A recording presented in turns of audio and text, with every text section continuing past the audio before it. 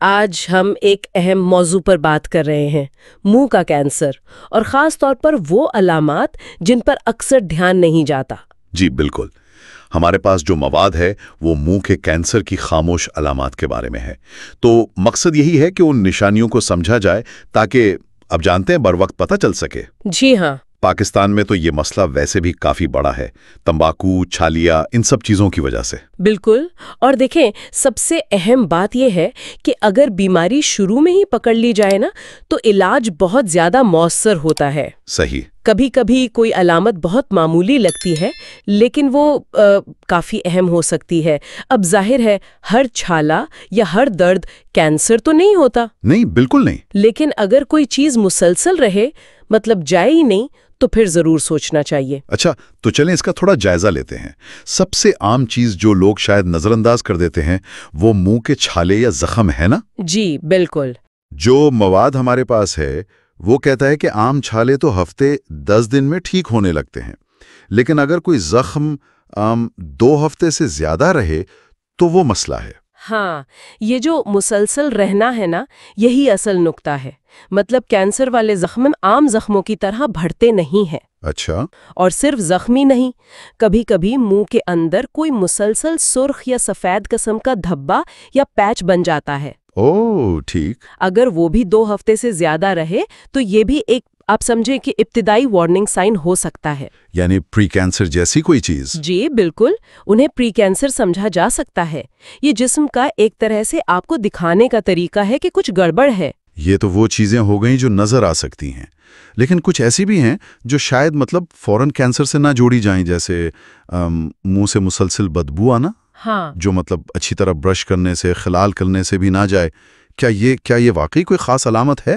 دیکھیں اکیلے میں شاید یہ اتنی مخصوص علامت نہ ہو، لیکن اگر یہ مسلسل ہے، ٹھیک ہے، خاص طور پر اگر کوئی تمباکو استعمال کرتا ہے اور صفائی کے باوجود یہ بدبو نہیں جا رہی، تو یہ ہو سکتا ہے کہ اندر کوئی ٹشو بڑھ رہا ہے یا کوئی انفیکشن ہے جو کینسر سے جڑا ہے۔ اچھا۔ تو اسے دوسری علامات کے ساتھ ملا کر دیکھنا چاہیے۔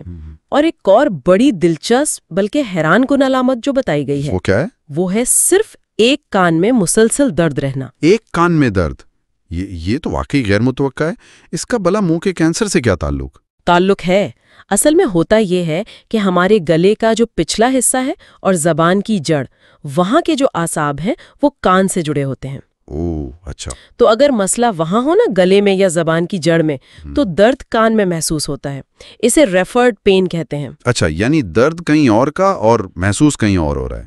بالکل، اور یہ عام کان کے انفیکشن سے مختلف ہوتا ہے، جو اکثر دونوں کانوں میں ہوگا یا بخار وغیرہ ساتھ ہوگا۔ یہ بس ایک ہلکا سا مسلسل درد ہو سکتا ہے جس کی کوئی اور وجہ سمجھ نہ آ رہی ہو۔ ٹھیک، یہ بات سمجھ میں آتی ہے۔ اچھا، اور پھر کچھ عملی مشکلات بھی ہوتی ہوں گی۔ مواد میں ذکر ہے جیسے زبان میں مسلسل درد رہنا، جی، یا بولنے میں کوئی نئی مشکل پیش آنا، خاص طور پر کچھ الفاظ ادا کرنے میں۔ ہاں، یہ بھی اہم ہے۔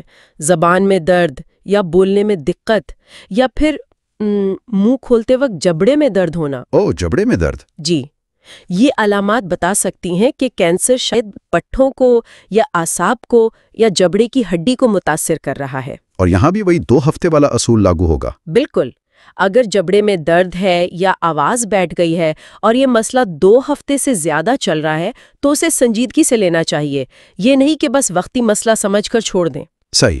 اور پھر کچھ ایسی علامات بھی ہیں جو شاید بیماری کے زیادہ بڑھ جانے کی طرف اشارہ کرتی ہیں، جیسے اچانک وزن کم ہونا۔ ہاں، وزن کا کم ہونا ایک بڑی علامت ہو سکتی ہے۔ اور منہ کے کسی حصے کا سن ہو جانا۔ جی، وزن میں کمی تو دیکھیں کھانے پینے میں مشکل کی وجہ سے بھی ہو سکتی ہے۔ اگر منہ میں درد ہے، چھالے ہیں، تو کھانا مشکل ہوگا، ظاہر ہے۔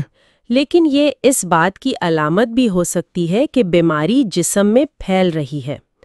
اور منہ کا سن ہو جانا یہ ظاہر کرتا ہے کہ اعصاب کو نقصان پہنچ رہا ہے۔ اور دانتوں کا ہلنا یا گردن میں گلٹی، جی، دانتوں کا بغیر کسی وجہ سے ہلنا یا گر جانا، یا خاص طور پر گردن میں کوئی گلٹی بن جانا جو 2 ہفتے سے زیادہ رہے، یہ زیادہ سنگین علامات ہیں۔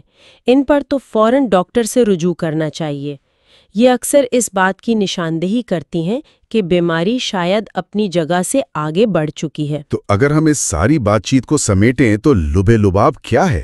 مطلب سب سے اہم بات کیا یاد رکھنی چاہیے؟ دیکھیں، میرے خیال میں سب سے اہم بات یہی کہ منہ کے اندر کوئی بھی ایسی تبدیلی جو سمجھ نہ آئے اور خاص طور پر 2 ہفتے سے زیادہ رہے۔